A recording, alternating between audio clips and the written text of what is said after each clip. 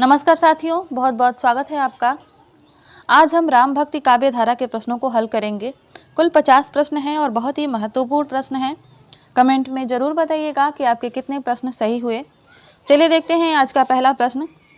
पहला प्रश्न है, कवित्त रत्नाकर और काव्य कल्पद्रुम के रचयिता कौन है? सेनापति, दुलह, रसलीन और भूषण। आपको बताना है कि कवित्त रत्नाकर और काव्य कल्पद्रुम के रचयिता कौन है। सही उत्तर है इसका सेनापति। यह सेनापति की रचनाएं हैं।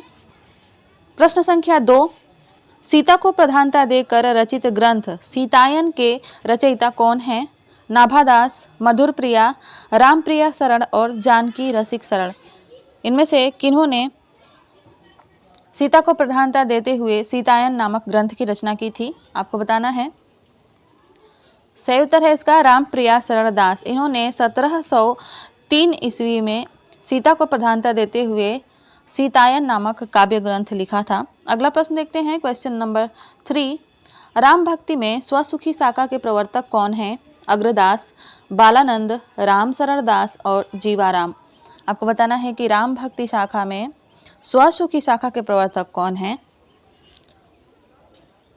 सही उत्तर है इसका राम शरण दास। राम शरण दास ने स्वसुखी शाखा का प्रवर्तन किया था। क्वेश्चन नंबर 4 है, राम भक्ति में तत्सुखी शाखा के प्रवर्तक कौन है? रामचरण दास, जीवाराम, युगलानंद और रघुराम सिंह। आपको बताना है कि राम भक्ति शाखा में तत्सुखी शाखा किसकी है। तत्सुखी शाखा के जो प्रवर्तक हैं वह जीवाराम जी हैं। क्वेश्चन नंबर 5 है, तुलसीदास ने बीमारी से मुक्ति पाने के लिए किस ग्रंथ की रचना की थी? वैराग्य संदीपनी, गीतावली, हनुमान बाहुक और विनय पत्रिका। तुलसीदास ने बीमारियों से मुक्ति पाने के लिए कौन सी रचना की थी? बहुत ही महत्वपूर्ण प्रश्न है और इसका सही उत्तर है हनुमान बाहुक। इन्होंने हनुमान बाहुक नामक ग्रंथ की रचना की थी और मुख्यतः इन्होंने इसे अपनी बाहु पीड़ा से मुक्ति पाने के लिए लिखी थी। क्वेश्चन नंबर 6 है, परहित सरिस धर्म नहीं भाई पंक्ति किसकी है? तुलसीदास की, कृष्णदास की, अग्र अली की या नाभादास की। आपको बताना है कि यह पंक्तियां किसकी हैं। बहुत बार आपने इन पंक्तियों को पढ़ा होगा। आपको बताना है कि यह पंक्तियां किसकी हैं। सही उत्तर है तुलसीदास। यह पंक्तियां जो हैं तुलसीदास की हैं। परहित सरिस धर्म नहीं भाई, पर पीड़ा सम नहीं अधमाई। बहुत ही सुंदर पंक्तियां हैं। क्वेश्चन नंबर 7 है, गोरख जगायो जोग भक्ति भगायो लोग किसकी पंक्ति है? तुलसीदास की, कबीरदास की, गोरखनाथ की या दादू दयाल की। आपको बताना है कि यह पंक्तियां किसकी हैं। गोरख जगायो जोग भक्ति भगायो लोग।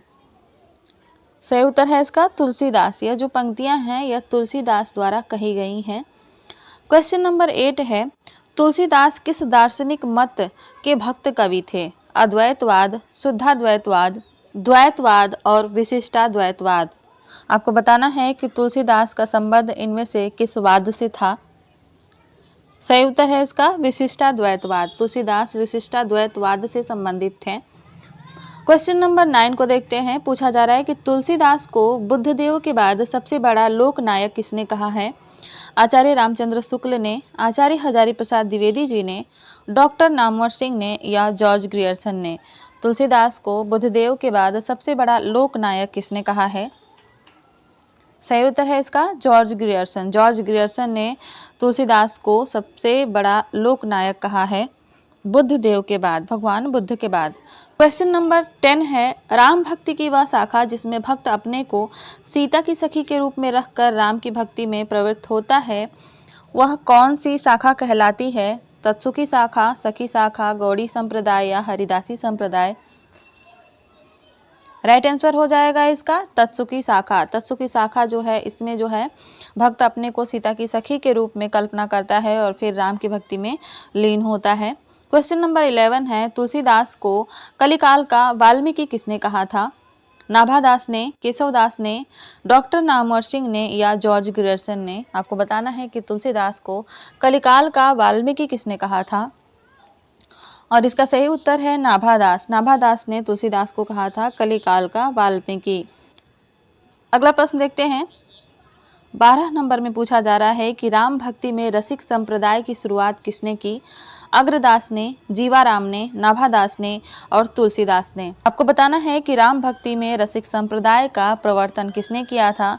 अग्रदास ने, जीवाराम ने, नाभादास ने या तुलसीदास ने।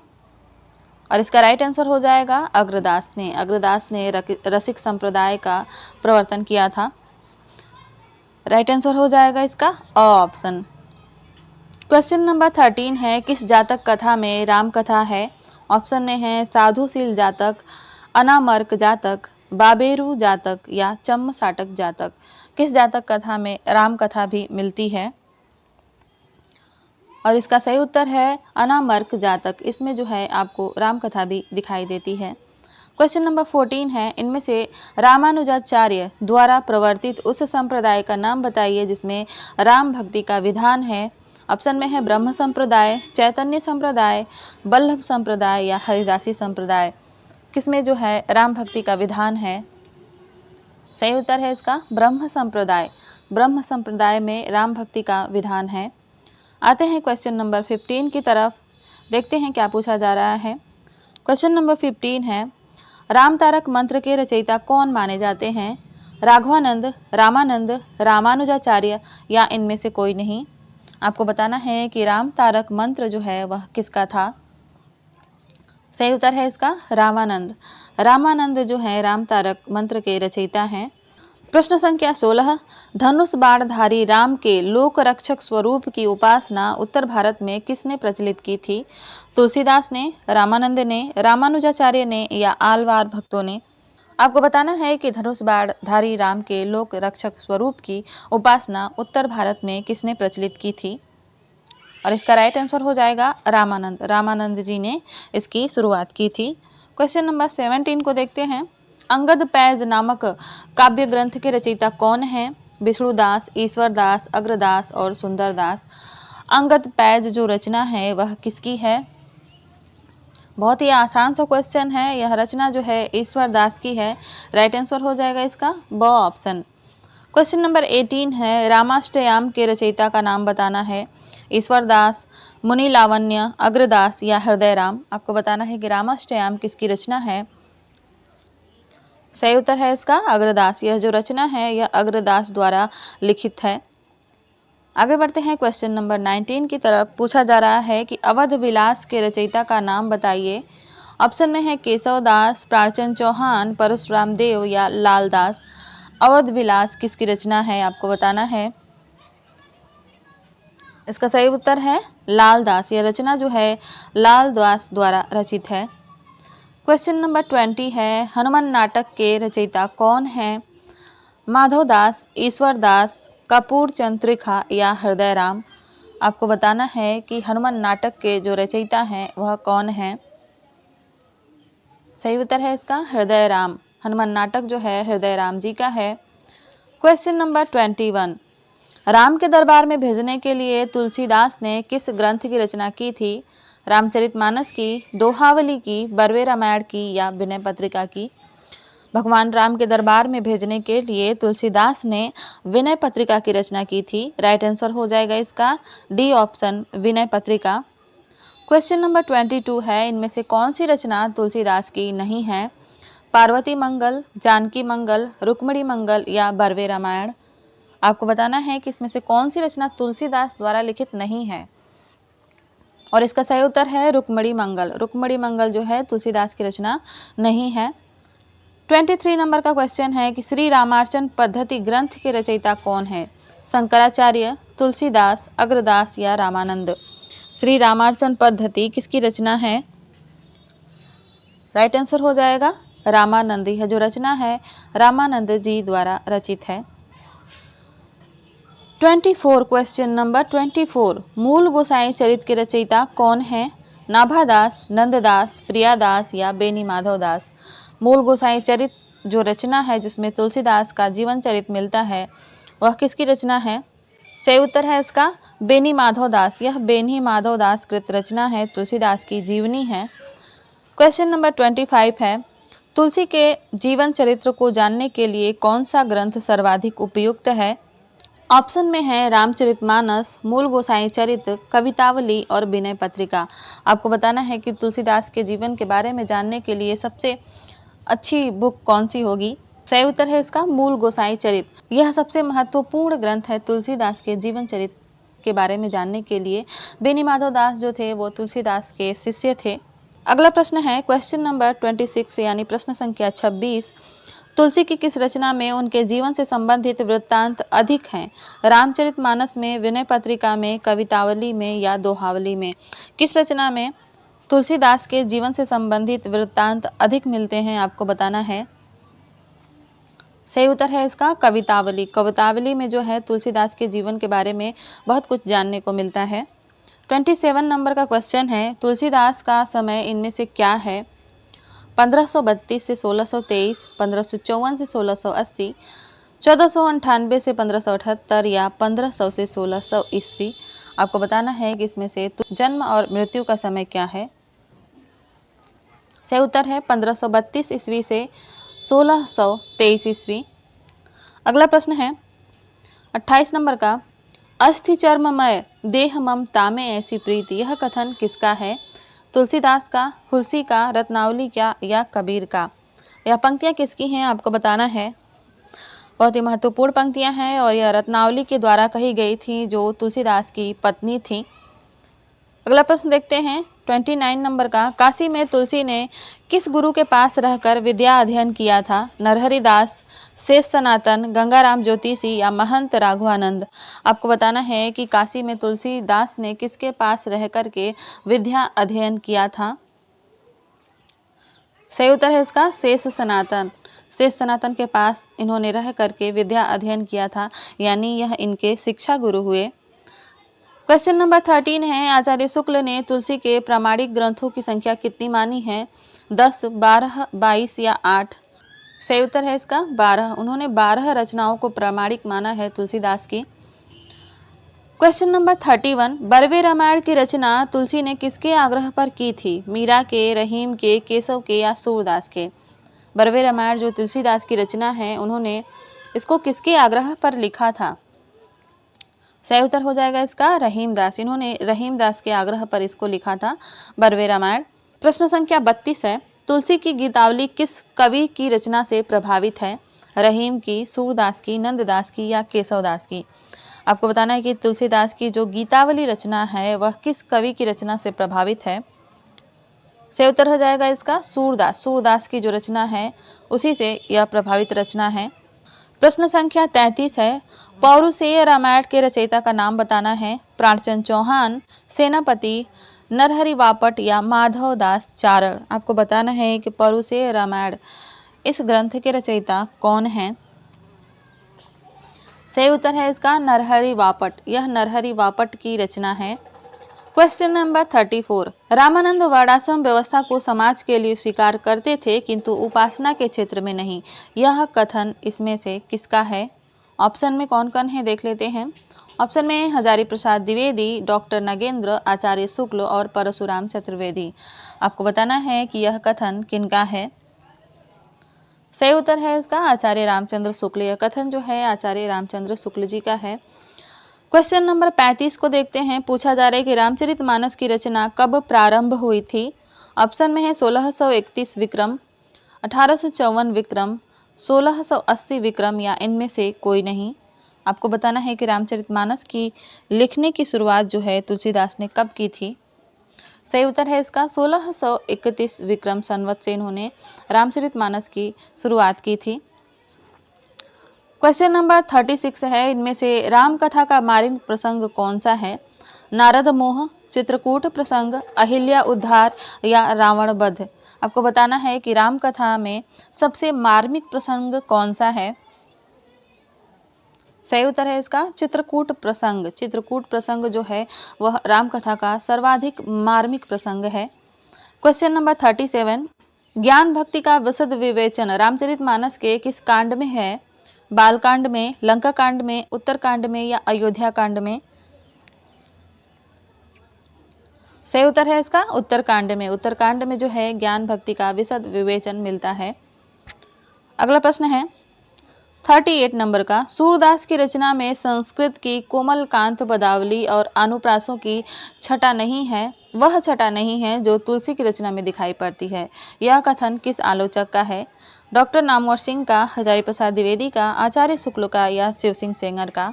आपको बताना है कि यह महत्वपूर्ण कथन किसका है। यह कथन है आचार्य रामचंद्र शुक्ल जी का। राइट आंसर हो जाएगा इसका C option, Ramchandra Shukla. Question number 39 को देखते हैं।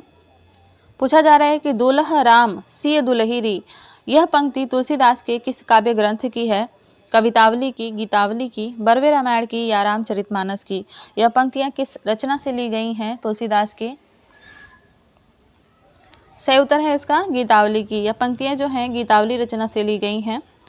क्वेश्चन नंबर 14 है, बालधि विशाल विकराल ज्वाल जाल मानो लंक लीलिबे को काल रसना पसारी है। यह पंक्ति किस काव्य ग्रंथ में है? कवितावली में, गीतावली में, दोहावली में या बरवे रामायण में? आपको बताना है कि यह पंक्तियां किस रचना से मिलती हैं। सही उत्तर है इसका कवितावली। यह पंक्तियां जो हैं कवितावली में मिलती हैं।